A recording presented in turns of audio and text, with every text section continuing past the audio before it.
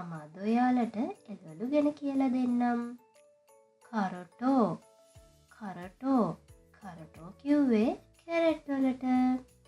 අගුරාගී අගුරාගී කිව්වේ ගර්කින් වලට.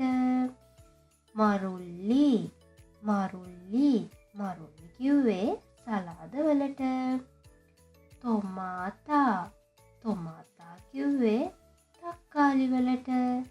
මනිතාරි මනිතාරි කිව්වේ හතු වලට. පතාතා පතාතා කිව්වේ අලවලට. පසොල්ලියා පසොල්ලියා කිව්වේ පොංචි වලට. ලහනෝ ලහනෝ ලහනෝ කිව්වේ ගෝවා වලට. අගුරි අගුරි කිව්වේ පිපිඤ්ඤා වලට. ක්‍රෙමීදි ක්‍රෙමීදි කිව්වේ ලෝණු වලට.